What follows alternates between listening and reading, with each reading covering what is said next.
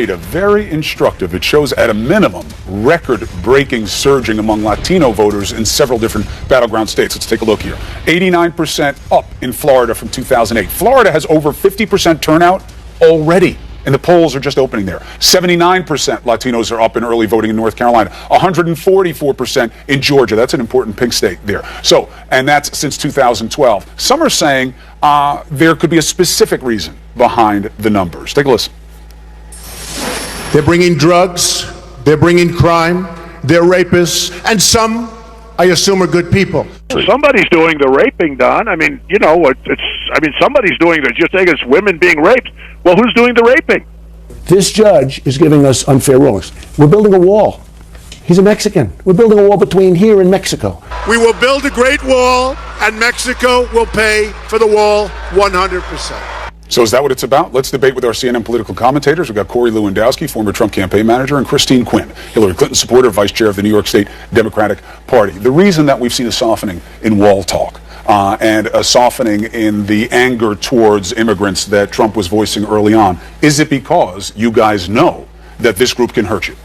Well, I think, look, anybody who doesn't realize the political reality that the country is changing is going to fail. There's no question about that. But what we do know is that in states like North Carolina and states like Florida, there is an uptick in Hispanic turnout. We know that. But there's also an uptick in white turnout in North Carolina. There's a downtick in African American turnout. So, look, I don't want to look at just one part, one nationality and say this is going to be the make or break. Of course the country continues to change. You're going to see that in a state like Nevada, where Hispanic turnout is up much more so than it was even 4 years ago. But I think at the end of the day, the country is becoming more diverse, and any candidate who wants to be successful is going to have to put a new coalition together in order to get there. Ironically, Donald Trump said just that after the 2012, he was one of those weighing in and saying, boy, if you don't pass immigration reform and start treating these people with respect, you Republicans are never going to win anything. And yet he doubled down on the ugly side of that message. However, what does that mean for Hillary Clinton? If they're coming out just to voice an expression of Donald Trump and rejection, that's one thing. But you have the Cuban community, you got a Latinos, they are not the African American community. They have different sense of family values and economic establishment in this country that they favor,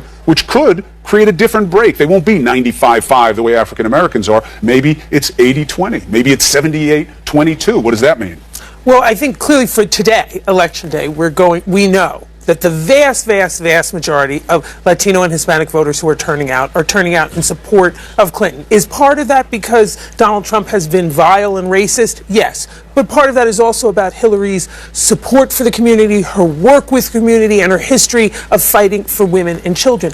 Now, I don't really think, even with communities who people say vote in a monolithic way, I don't really think that's true ever. And the Latino-Hispanic community is incredibly diverse. And that's why Hillary is the best person absolutely in this race to represent that community, because she's somebody who's built her career on listening, on engaging, and problem solving, not putting cookie-cut answers out there that she thinks speaks for a huge bunch of Americans. That's not what she's going to do, and that's why she's going to represent that community and so many others in a informed and effective way. So, to the extent that we have untrained minds going into the polls this morning who are literally open, they know it's their duty, they know it matters, it's too ugly, it's too angry, I got to get in there and say my part. What do you say to the voter who's saying, you know, this Hillary Clinton, you know, this email stuff bothers me. I need to know that I can trust one of these people. She has been there a long time through a lot of things, and I want something different.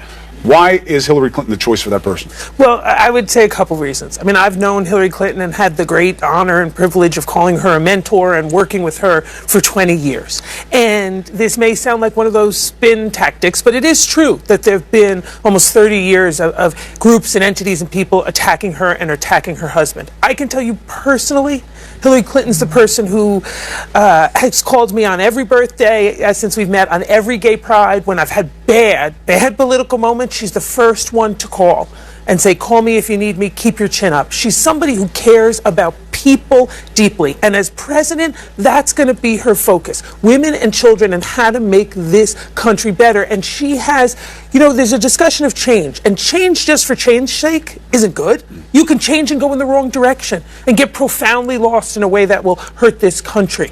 She has experience and commitment, and that's what we need right now. And the proposition of rejection, potentially on your side, is what this man says and what he says he's going to do offends me.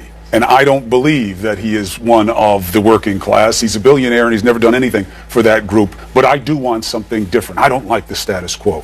Why should they vote for Trump? Look, I think we can all agree that Washington, D.C. is broken and that politicians on both sides of the aisle, Republicans and Democrats, for 30 years have made promises they haven't delivered on. We know that between 1 in 4 and 1 in 5 African Americans still live in poverty today. 1 in 4 and 1 in 5, Latinos live in poverty today. Our debt is at $20 trillion. That's something we want to leave to our children and our grandchildren. We have an obligation to do something different. And when you ask the American people, Republicans and Democrats combined, do you think our country is going in the right track or the wrong track? The plurality by 50% say we're going in the wrong track. So if you like the way that things have gone and you think that Washington is going well, then absolutely you should elect someone who's got 30 years of Washington, D.C. experience. If you think that it's time to fundamentally change Washington and elect somebody who isn't bought and paid for by special interests, that is going to put Americans first, then you say, I'm going to give Donald Trump the opportunity to go do that. I think that's the fundamental argument. If Donald Trump loses this election, what does he say tonight?